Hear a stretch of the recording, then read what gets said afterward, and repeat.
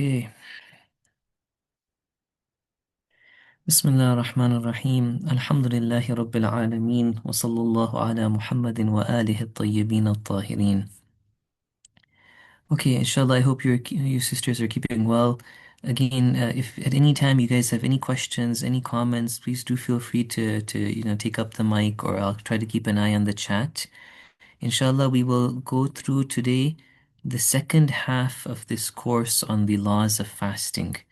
There was a very important discussion that we didn't finish at the end of the last session, which was about rules of traveling. But I think that we won't have time, so it's better that we right now focus on these fasting discussions. Today, I want to go through a number of discussions about things that break the fast. Okay, so let me just move to the next slide. Things like food and drink, medicine, questions that arise about that, vomiting, inhaling dust, putting your head under the water, other things like being in janaba till the time of Fajr. Different opinions are there at times between Ayatollah Khamenei, Ayatollah Sistani. May Allah protect both of them. And so I'll try to go through that. First of all, that'll be about half or maybe more than half of the session.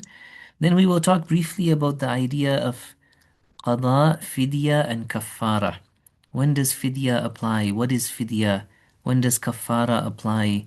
Specifically, the kaffara of intentionally breaking your fast. What is that kaffara? Some questions about qada. That's what we have in mind. Inshallah, that's what we'll try to go through today. Okay? Inshallah. Sisters are with me. Everything's good, inshallah. Sister Amina, Sister Sajida. Yes, Sheikh, everything clear. Alhamdulillah. Alhamdulillah. Okay. Feel free to interrupt me at any time, inshallah. Okay, we get started. So first of all, things that break your fast, muftirat. There is a list of 9 things that you can see in front of you that break your fast. Obviously, food and drink, no question about it. That's the main thing that comes to mind when we think about fasting. There is something called liquid enema, ihtiqan. It's a kind of medicine. Anyways, it's something that breaks the fast. Vomiting, swallowing thick dust and smoke. We'll talk about some of these a little bit, like thick dust and smoke. We'll talk about immersing the head underwater, intercourse, spousal relations, istimna, remaining in janaba till fajr time, and also hayd and nifas is also there. And then the last one, lying about Allah and the Holy Prophet. Sallallahu Alaihi Wasallam. So main thing, of course, is food. We're not allowed to swallow intentionally even the tiniest particle, the tiniest drop of food between Fajr and Maghrib time. If you happen to be eating, you're not allowed to intentionally take down any food or drink. This applies to something, of course, deliberately. All of these things that break your fast, if you do it unintentionally, for example, you forget that you're fasting, then there's not going to be any problem at all. It doesn't break your fast. So deliberately, if you swallow something down your mouth, and another point here that's related is the idea that it has to be from outside.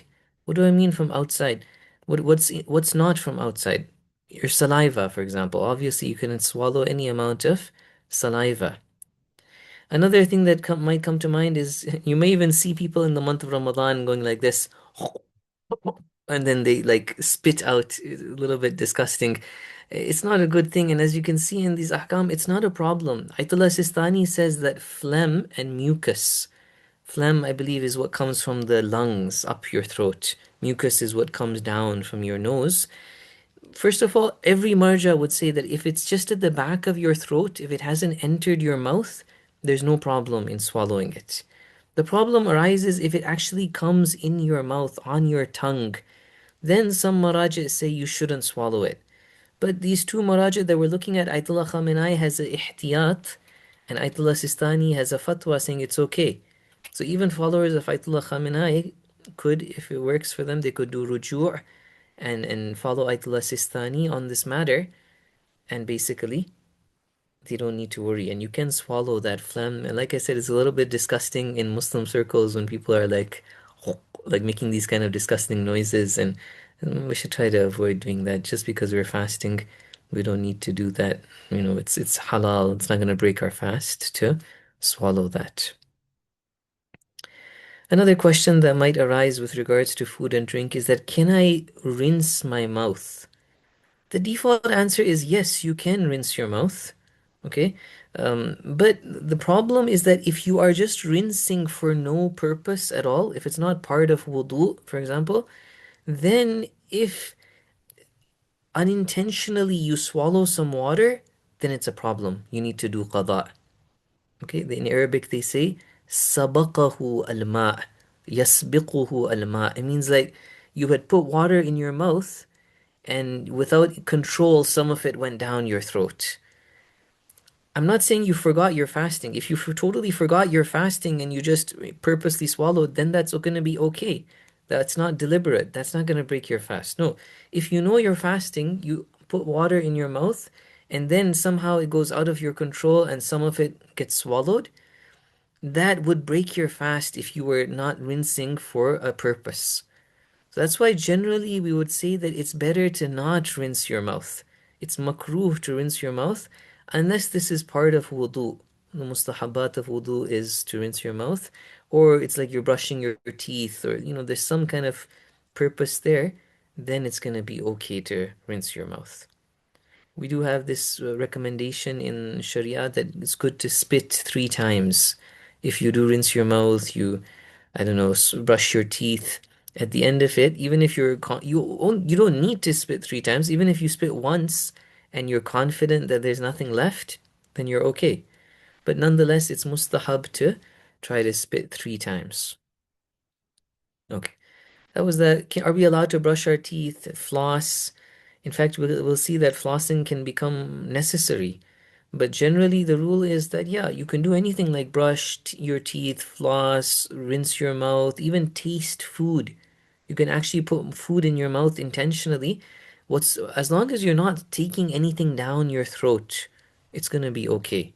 There's no problem. With regards to brushing our teeth, it's makruh to brush with a wet toothbrush. Now, I don't know how you would really brush with a dry toothbrush, so it's not that big of a deal. It's something makruh. On the other hand, we don't want our mouth to smell. Normally, when we fast, our mouth smells, right? And so, as part of oral hygiene, as part of not troubling people with your bad breath, it's definitely important to brush. Okay to brush. But yeah, one of the makruhat that the fuqaha have mentioned is that it's makruh to brush with a wet toothbrush. Okay, that was that. About flossing, I'd said you might need to. You need to if you're sure, like if you have teeth that really gets, like you ate something for sahri and your teeth are such that big chunks of, I don't know, chicken are there in your teeth and you're pretty confident that you're going to swallow some food through the day. In that case, you actually need to floss. Maybe for a lot of people, that's not the case. You wouldn't have that confidence, just because you don't floss. It's not like you're definitely gonna swallow some food. If that's the case, then you don't have to floss. There's no like fatwa about flossing. What's a problem is if you're gonna swallow some food, basically. Okay. If you were not sure that you would swallow something and you didn't floss and then you swallowed by mistake, again, that's gonna be okay. That's not gonna break your fast. It was a mistake. So those were some things about food and drink. A last discussion here about food and drink related to food and drink is the idea of medicine. So we had talked last week about somebody who needs to take medication, somebody who needs to eat. In their situation, fasting is harmful for them, and from the morning they don't need to fast. So let's say you need to orally take some pills, some syrup. You don't fast from the morning, and you know you have to do qada later on. Inhalers. Somebody was asking me just today or yesterday about this. Puffers, inhalers. The answer is that they are okay. It's not considered food or something going down your throat. It's just air that's going down the windpipe, the respiratory tract. And as long as you're not actually swallowing particles of medicine, using an inhaler or a puffer is going to be okay. It's not going to invalidate your fast. Similarly, eye drops, nose drops, ear drops, they're going to be okay. It's not like you're actually taking something down your throat, so then that's fine. One interesting thing that is related very much is the idea of injections. Now, it may interest you to know that Ayatollah Sistani says that all injections are okay. Some of them might be better to avoid, but nothing is going to break your fast. There is no kind of injection, meaning what? Some of these injections are like nutrients, they're like food supplement inserted into the vein. Ayatollah Sistani says that's fine. It's not considered food, it's not going down your throat, and therefore it's not going to break your fast. So you could technically, according to Ayatollah Sistani, go and have like a food supplement injection and feel that gives you energy, gives you strength, and your fast would still be valid.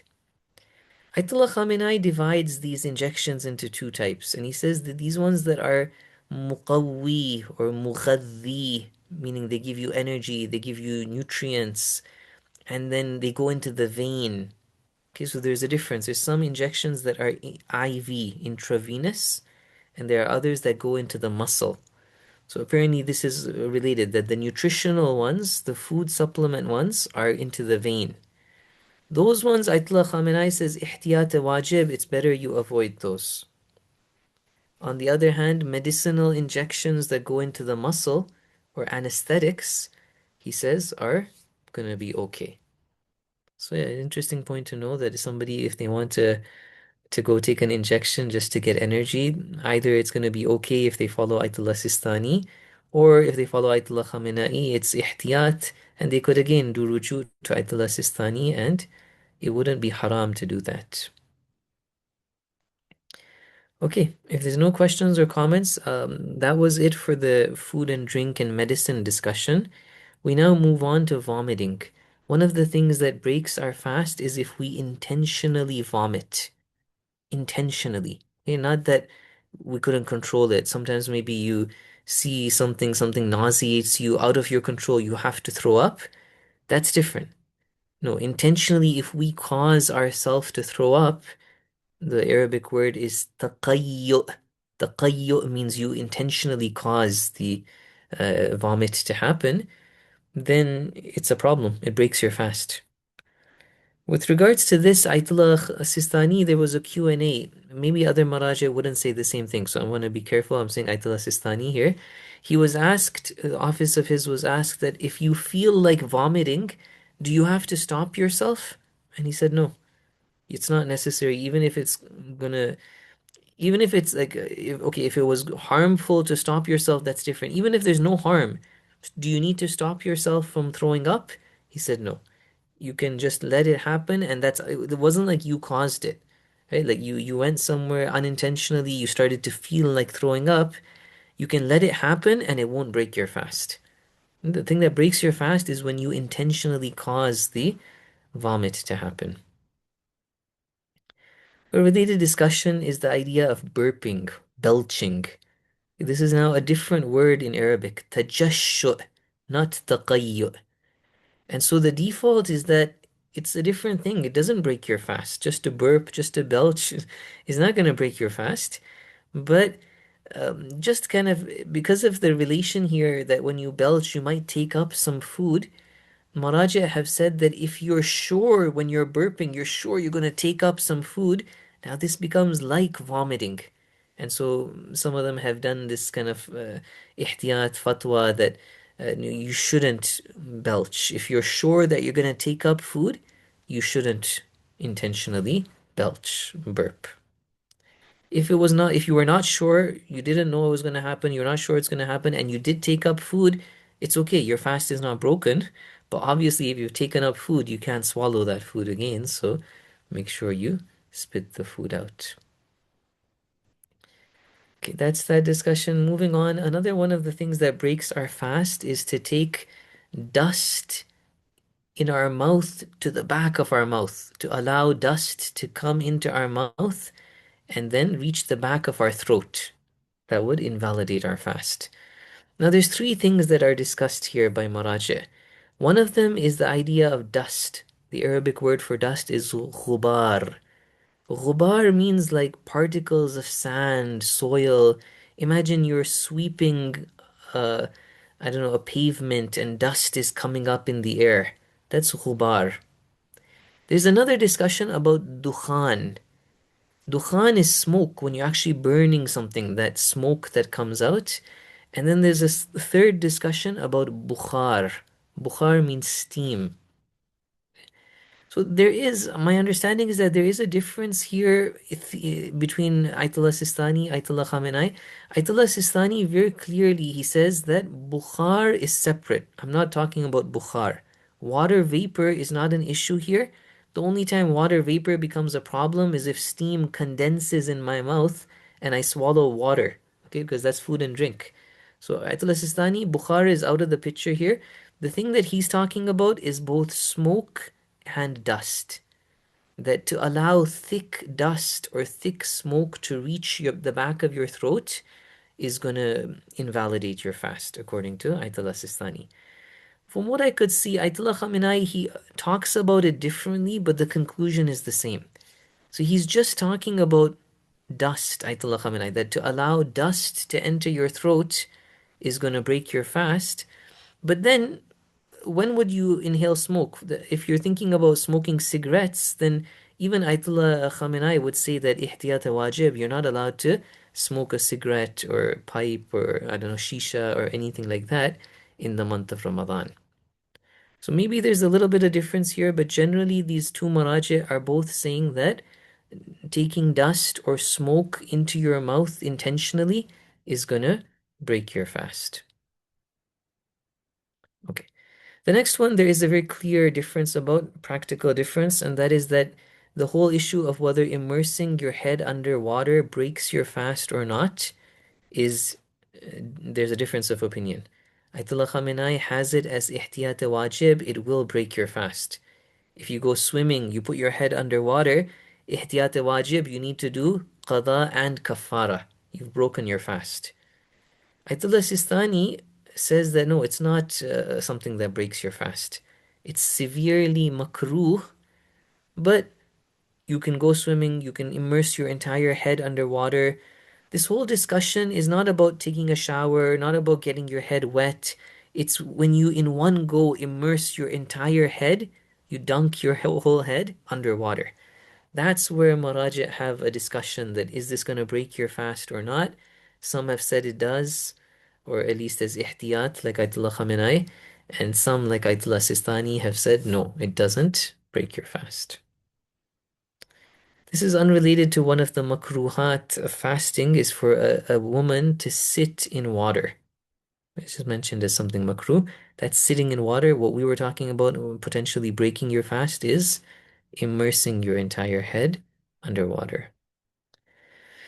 Okay, three last things. Excuse me, is a little bit of a sensitive discussion, but it's important. We want this information to be available to mu'mineen, even online. People are confused about this at times.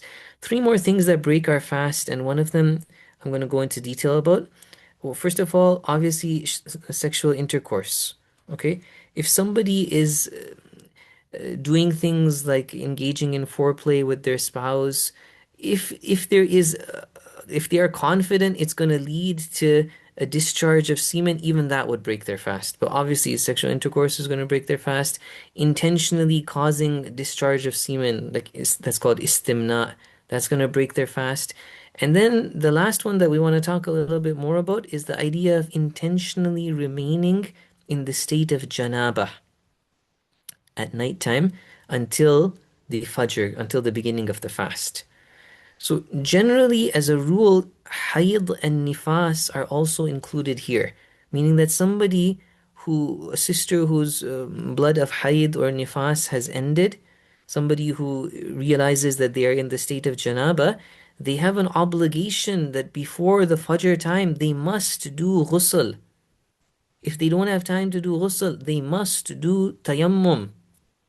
Okay, if they don't intentionally, they don't do ghusl, they don't do tayammum, their fast is going to be invalid. They have to do both qada and kafara. Okay, so it's a very serious matter. That's why some people, it may be recommended to have sand or stones that you can do tayammum with readily available. If you wake up and there's not much time before the Fajr prayers, you need to do ghusl, you can quickly do tayammum before the Fajr prayers enters, and then in that case, your fast is valid.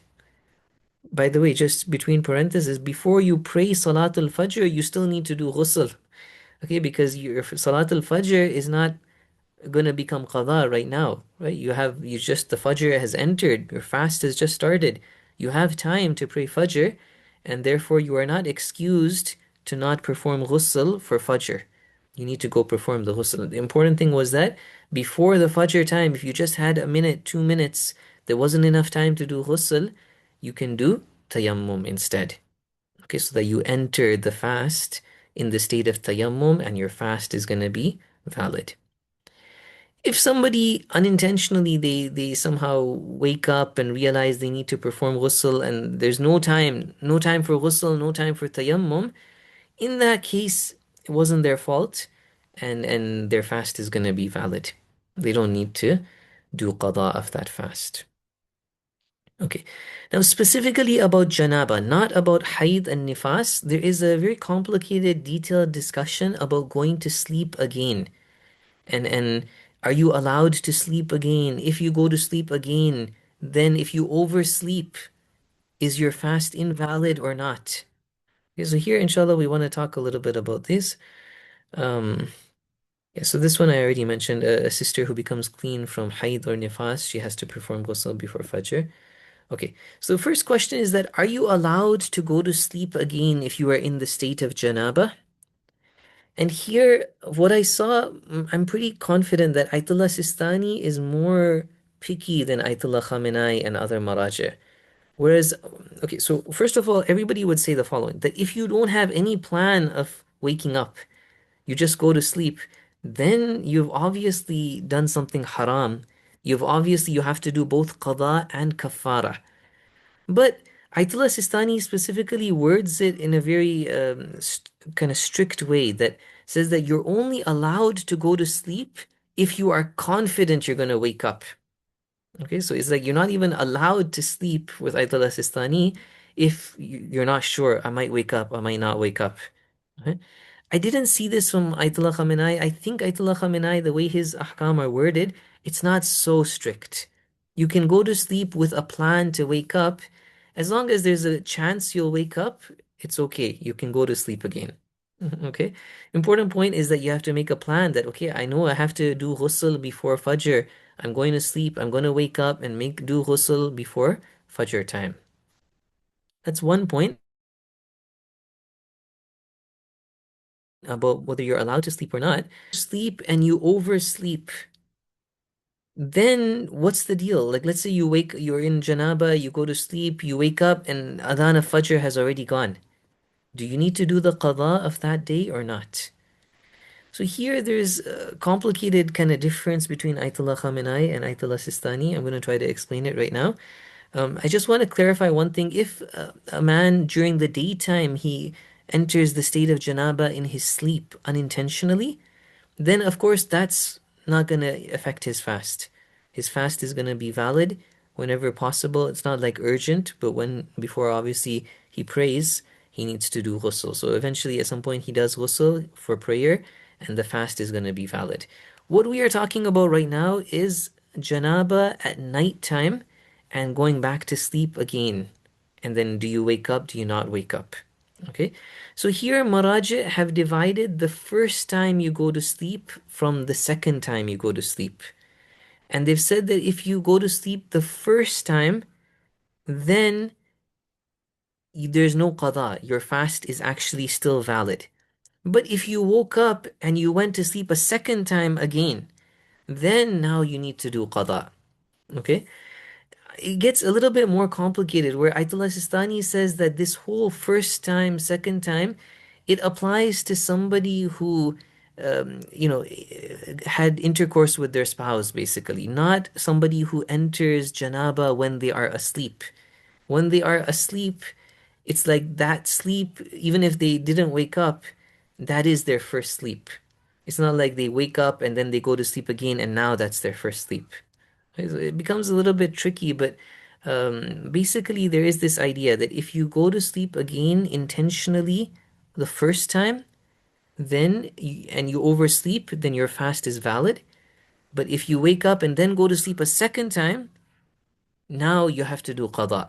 Your fast is invalid. Okay, so that's the general rule. For Ayatollah Sistani, he says that that applies if somebody enters janaba when they are awake. However, if they enter janaba when they are asleep, then it's just like, as soon as you wake up once and go back to sleep, that's your second sleep and you have to do qada. So he's a little bit more picky in this regard. Anyways, and it's quite confusing. I hope I did justice in trying to explain it. If anybody has any questions, they can ask or, follow up with me later on. But there is this whole complicated discussion. Okay, so that brings us to an end of the muftirat, the things that invalidate our fast. Very quickly, a couple of makruh things, a few makruh things, not all of the comprehensive list. Some things that are makruh when we are fasting are to intentionally rinse or excessively rinse for no purpose. I just want to feel the cool taste of water, so I put water in my mouth. That's makruh. And like I said, if you unintentionally swallow, that will actually invalidate your fast. This is different from perfume. Smelling the smell of a rose or some fragrant flower is makruh. Using a wet toothbrush, I told you this shouldn't deter us from brushing our teeth, but just something to know that using a wet toothbrush is makruh. Tooth extraction, having a tooth pulled out, or anything that would cause bleeding in your mouth is makruh. Pointlessly arguing jidal, mira, in the Arabic words, arguing, disputing. Again, this is something that, if it's not normally makruh, then it's specifically makruh in the month of Ramadan. Okay, respected sisters who are here, I want to pause. If anybody has any questions, comments, I'm happy to take them. Otherwise, I now want to enter a discussion about rules to do with qada, fidya, and kafara. These three things. I'm going to pause if anybody has any questions, comments. No? Okay. Inshallah, let's keep going then. So one question about qada fasts that comes up is that what if I don't know how many qada fasts I have to do? Ayatollah Sistani has it very easy where he says you just always pick the minimum number. I don't know, do I owe 10 fasts, 15 fasts? Do I owe 1 year's worth of fasting, 2 years worth of fasting? I just pick the lowest number that I'm sure about, and that is what is wajib on me. Ayatollah Khamenei has a ihtiyat here. He says that when there was a time that you didn't fast and you know the start date, let's say you went traveling on the 10th of the month of Ramadan, and now you're not sure when that trip finished. Did you travel until the 15th or the 16th last year? That do you have five qada or six qada? Ihtiyat wajib, he says over here that you should pick the higher number. In this specific scenario where you know the start date, but you're not sure when the end date is, here, because of certain fiqhi kind of principles that he's using, there is a chance he says the higher number is actually going to be wajib on you. But generally, the rule is that the lower number that you're sure about is what is wajib. Another question that arises, and this is very much connected to fidya, we'll see, is that do I need to perform all of the qada before the next month of Ramadan? And the answer is that some maraja have said yes, you do need to do the qada of last year before the next year. As is the case, as you can see with a lot of these laws, Ayatollah Sistani is easygoing here. He says, no, it's mustahab, but it's not wajib. Ayatollah Khamenei says, ihtiyat wajib, you have to. So if you are able to perform the qada, you need to do it. You can't leave it for 2, 3 years in the future. You need to do it in this year before the next month of Ramadan comes. Now, regardless of whether you do the qada, regardless if somebody doesn't do the qada, regardless of whether they follow Ayatollah Sistani, who says there's no problem, don't do the qada, it's only mustahab to do it this year. Or if you follow Ayatollah Khamenei, who says no, ihtiyat wajib, you have to do it this year. If somebody doesn't do that, Okay, they didn't follow the mustahab ruling of Ayatollah Sistani, or they didn't follow the ihtiyat wajib of Ayatollah Khamenei. They incur a specific type of fidya. This is called fidya of delaying your fast. That if you don't fast for one whole year, you don't do the qada, you get an additional fidya that you have to pay. Okay, so this is one of the cases of fidya that we'll come to shortly, is when you do not do your qada for an entire year. Just a side point, so inshallah, it's not really relevant to us, but interesting to know that there are certain groups of people who don't need to worry about qada. For example, somebody who was not a Muslim. Okay, they grew up as a Christian, non-Muslim, Allah bless them, they became a Muslim. They don't have to worry about qada of the previous years when they were not fasting. Even a Sunni who becomes a Shia, if they were fasting in accordance to their Sunni madhab, that's fine. Their fasts are valid. They don't need to, or they don't need to do the qada. You might say that, no, no, but our Maghrib time is later, so their fast was not valid according to Shia fiqh. No, it's okay. As long as they fasted, it's going to be okay. They don't need to do the qada. If they didn't fast, let's say they were Sunni, but they were not practicing, in that case, they need to do the qada. Okay, so what matters is that did they do their responsibility according to the madhab that they were following? Another case is somebody who has periods of insanity. Let's say, God forbid, they have a sickness where they're not in their right state of mind for many days. The entire morning to night, Fajr to Maghrib time, they were not sane, then they don't have an obligation of fasting or any qada that is required of them. And yeah, another case to keep in mind is that if you have a sickness, God forbid, that remains for an entire year, in this case, what I just mentioned of fidya of delay, that fidya will apply. So you will have to pay fidya for those fasts that you missed. But after 1 year that the sickness continues without stopping, the whole obligation of qada is dropped. So after 1 year of being sick, you don't need to worry about making up the qada of the last year fasts that you missed. Okay. So we talked a lot about fidya now. Let me just explain what fidya is. Fidya is an obligation for people, certain groups of people who don't fast. For every day that they don't fast, they have to give 750 grams of food to a mu'min, to a Shia.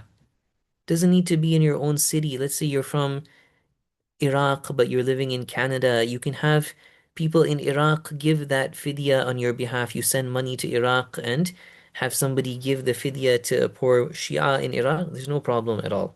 It can be done in a different city. It should be done to a Shia ihtiyatan, and it has to be given as food. Okay, this is important that um, also it's different from kafara in one regard. Kafara, when we come to kafara, you'll see that you have the option of giving food or feeding them until they're full. Let's say you take somebody who doesn't have a big appetite and they eat 500 grams of food and they're full. For kafara, that would suffice. You've satiated them. You've done it'am. But for fidya, that doesn't work. Fidya, the only option you have is to give 750 grams of food. Each day is a separate obligation. Let's say for the whole month of Ramadan, 30 days, you didn't fast and you had to give fidya for each day. Each day is a separate obligation, meaning that you could give all 30 fidyas to one person, and that's not a problem. Again, these rules are different from kafara. In kafara, maybe you can't do that. But here you can give the fidya of multiple days to one individual who meets the criteria. If they are a poor mu'min, they can be given it. Doesn't need to be given right away, but it's not something that you should delay unnecessarily. Last point is that it has to be given as food, not as money. What does that mean? Nobody gives food, right? Nobody actually worries about buying wheat and giving wheat nowadays. I just said you send money to Iraq. The idea is that if we're giving money, we're making that person our wakil to give the food to the poor person. Let's say I give money to a charity organization in Iraq, Al Ain, for example, and I tell Al Ain that this is fidya money of mine. What I'm really doing is I am making them my wakil, and they will now perform the obligation of giving the actual food to the poor Shia. So this is the idea of fidya. When does it apply? Here are some scenarios where it applies, and one more on the next slide. An expecting mother who is at the end of the term of her pregnancy. If she doesn't fast due to fear of harm to herself or her baby, then she has to do the qada in the future, but she also has to give fidya for every day that she doesn't fast. Similarly, a nursing mother, we talked about this last week, that if the nursing mother is worried that she will not have enough milk for her baby, she doesn't fast and she has to do both the qada in the future as well as give fidya. Other people who are exempt from fasting, like a sick person, a traveler, a lady who is in the state of hayd or nifas, there's no fidya initially. They just have to do qada. But all of these people, the sick person, the traveler, the expecting mother, the nursing mother, if this I just mentioned, right? If 1 year goes by and they didn't do the qada, now they have to give another fidya. In the case of expecting mother, nursing mother, it's a second fidya. In the case of the sick person, traveler, it's the first fidya. This is the fidya of delaying for 1 year. So for the nursing mother, expecting mother, there was a fidya of just not fasting, and then there's a potentially second fidya of not doing the qada after an entire year. There was one more group that I think I mentioned last week too, the elderly. If somebody is old and because of their old age, so we're talking like 70s, 80s, due to their old age, fasting has now become difficult for them. So this is like depends from person to person. For one person, maybe they're 70 years old, but mashallah, they're still healthy. They can fast. But another person, no, because of their old age, fasting is now a little bit hard for them. They are allowed to choose to not fast and instead they pay fidya. If fasting is absolutely impossible for them, it's going to harm them definitely, then they fall under that category of people who it's harmful for, and there's no fasting, there's no fidya. Okay? There is an important difference here. Ayatollah Sistani says if they are not fasting out of old age, there is never the idea of qada. Even if they become healthy in the future and they are able to fast, there's no qada. Whereas Ayatollah Khamenei says, ihtiyat wajib, they should perform the qada in this situation. Okay, the last discussion that I have, inshallah, for today is the idea of kafara. So kafara is a general idea in Islamic law of punishments for different sins, different things that are forbidden. There is a consequence at times where if you do that sin, you have to atone for it by performing this kafara. Kafara can be giving, it can be fasting, it can be different things. And so over here, we're looking specifically at the kafara of deliberately breaking your fast. God forbid somebody does this where they deliberately eat in the month of Ramadan, even though they know they shouldn't, even though they don't have any excuse, they're not exempt, they open their fast. In this situation, they have to do qada. So they have to do qada, first of all. But in addition to the qada, they have to do kafara. And the kafara is a heavy kafara over here. They have a choice between either feeding 60 poor people or fasting for 2 months. And there are further details we won't go into, like just very briefly, the 2 months, 31 days needs to be consecutive without a break. If a sister enters Hayd, that's different, but generally they're not allowed to intentionally put a gap in the 31 days, and then the next 29 days it can be divided. Again, feeding 60 poor people has certain details that I had indicated earlier, that either you can give like fidya 1 mud, 750 grams of food, or you can feed 60 different people to their full. Um, God forbid somebody breaks their fast by committing a haram action. Some maraja have said they should do both of they should both feed 60 poor people and fast for 60 days. But both Ayatollah Sistani, Ayatollah Khamenei, they don't have that. So it's something mustahab. If God forbid somebody breaks their fast with a sin. One final point that I will end with is that when it comes to this idea of kafara for breaking your fast intentionally, there is a small difference between Ayatollah Sistani and Ayatollah Khamenei. If you remember, there were nine things that broke the fast. Some of them, like vomiting intentionally, like inhaling dust or smoke, lying about Allah and His Rasul, sallallahu alaihi wasallam. Ayatollah Sistani says that these don't cause a kafara. They're still sins, they're still going to break your fast, you still need to do qada, but no kafara applies. Kafara only applies for eating or drinking, sexual intercourse, istimna, and remaining in the state of janaba until fajr. Okay, that's one difference. Ayatollah Khamenei, as we'll see, it says that no, all of the muftirat, anything that invalidates the fast, if you intentionally do it, there is kafara. So Ayatollah Sistani limits it, whereas Ayatollah Khamenei says it applies to everything. The other thing is that if somebody is ignorant about it, Ayatollah Sistani makes an exception that if somebody, God forbid, let's say they did istimna, but they didn't know that it was going to break their fast. Okay, so if they were excused in their ignorance, they were ignorant and it was like it wasn't really their fault. They hadn't, I don't know, they had trusted somebody who they shouldn't have trusted, or they didn't get the opportunity to learn the ahkam of Islam. In that situation, they don't need to do the kafara. Ayatollah Khamenei, yeah, he doesn't. First of all, like I said, he applies all of the muftirat would cause kafara, and then he also has this idea of ignorance, but it's not as complicated as Ayatollah Sistani. He just says that if you're ignorant about the law, then there's no kafara. Okay, whereas Ayatollah Sistani kind of goes into detail that is the ignorant person excused in their ignorance? The Arabic term is jahil muqassir or jahil qasir. So Ayatollah Sistani made a difference here.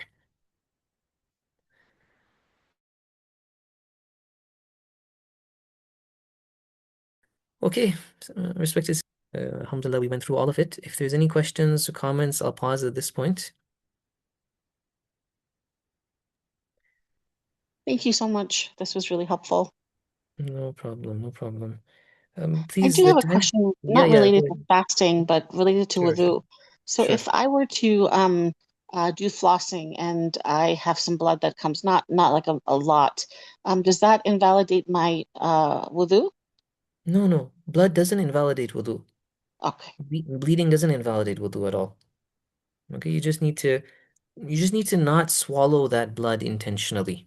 Okay, so you spit it out, you rinse your mouth, that's fine. okay, thank you. Even if you're not fasting, you're not supposed to swallow blood intentionally. Okay. Okay. Just if you respected sisters need to head out, don't worry. We've come almost to the end of the time. I'm gonna just for the sake of our recording, I'm gonna now present the ahkam of traveling that I didn't last week. So inshallah, it is in the recording, and inshallah, when we put it online, if anybody wants, they can benefit from that. Okay, so I'm just gonna share the slides of last week's lesson, the end of it that we had reached. Yeah, there's some really important and confusing discussions about who is a frequent traveler and what is a watan. This will take a while. It'll take at least 10 minutes. And so, again, I don't want to keep you sisters if you need to go, but I'm going to just present it for the recording, inshallah.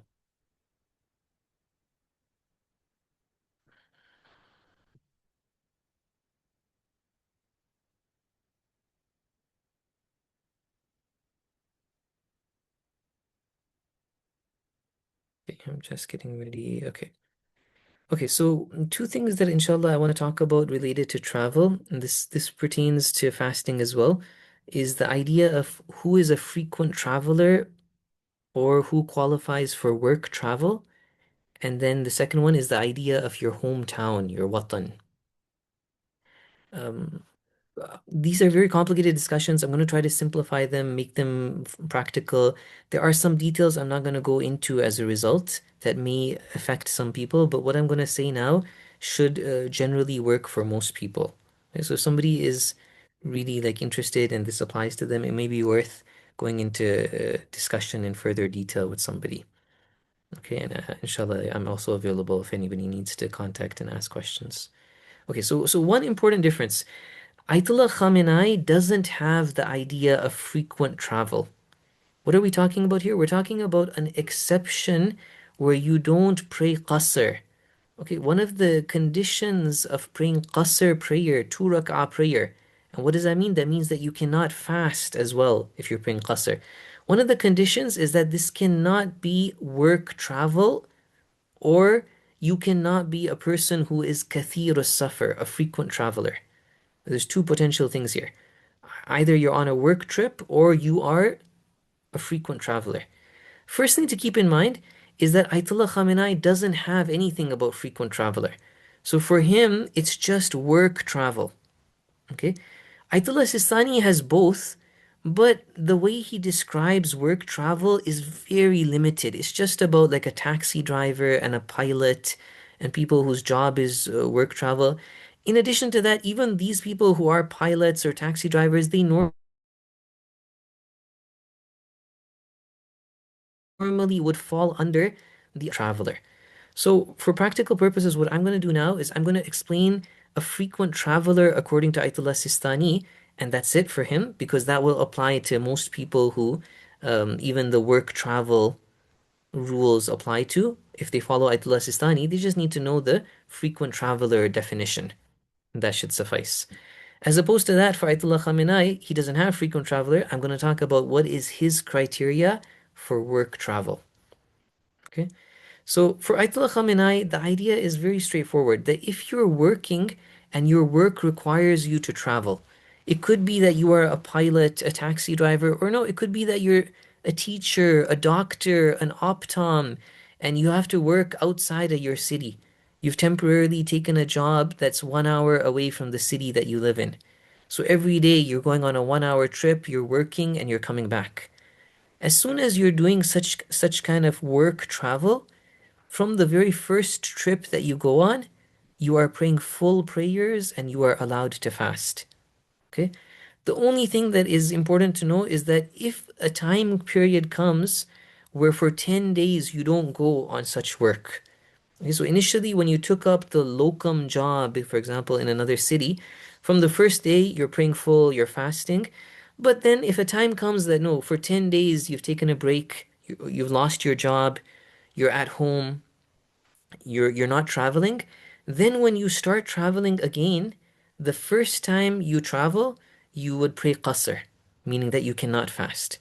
But from your second trip onwards, you would be praying full again and you would be fasting. Okay, so for Ayatollah Khamenei, it's pretty straightforward. And the important point is that the work travel definition encompasses all kinds of work travel. Okay? As opposed to that, like I said, Ayatollah Sistani, he has a very specific definition of work travel. And then even people who fall under that definition can also fall under frequent traveler. So we won't go into his work travel. We'll just say for Ayatollah Sistani, there is this general idea of a frequent traveler. It could be for work, it could be for leisure. Maybe it's a retired individual who's going for ziyarah every week, every traveling for vacation all around the world, sightseeing. It doesn't matter what the purpose is. If you travel the following amount, you take on the title of being somebody who is kathir safar. Okay, and there's a big difference that I'll come to as well. What is that criteria? He says, Ayatollah Sistani says that if in a 1 year period you have made a plan that 6 months out of this 1 year, you're going to be traveling 60 days altogether in these 6 months. So, for example, 10 days a month for six months. It could be 11 days 1 month and then 9 days the next month, but generally the idea is over 6 months in the year, you're going to be traveling 60 days. Or even if it's even less if it's for a longer period. If over 2 years, I know that over the next 2 years, 3 months this year and 3 months next year, I'm going to be traveling such that there's a total of 60 days over these 2 years. So about 30 days the first year, 30 days the second year. Could be again 10 days 1 month, 9 days 1 month, but then 11 days the next month. Okay, if you go into detail, the Farsi book of Islamic laws of Ayatollah Sistani gives many such scenarios. So if somebody is like on the borderline where they're not sure, do they fall under this criteria or not, they could follow up with me or somebody else and we could look into it. But generally, there is this idea that, you know that for 6 months in this one year or 3 months this year, 3 months next year, you're going to be traveling a lot. Then you take on for the entire year, for the entire 2 year period, you have this title where you are a frequent traveler. You are kathirus safar. As soon as that happens, there's a big difference I was saying. What's the big difference? The big difference is that now you are kathirus safar regardless on what other trip you go on, you will always pray full. So let's say your initial reason of becoming kathirus safar was work. You're working so regularly that you are traveling 60 days out of 6 months this year. Okay, now randomly you make a ziyarat trip. You go to Atabat, you go to Karbala. May Allah give us all the tawfiq to go to Karbala. Even on that trip, you're still going to pray full namaz. You're still going to fast because you are kathirus safar. It doesn't matter what the purpose of your trip is, you just always have this title of kathirus safar. As opposed to that, Ayatollah Khamenei, the whole discussion was just about work travel. So obviously, if you go to Hajj, you go to Umrah, you're going to be praying Qasr. You're going to be not fasting for Ayatollah Khamenei.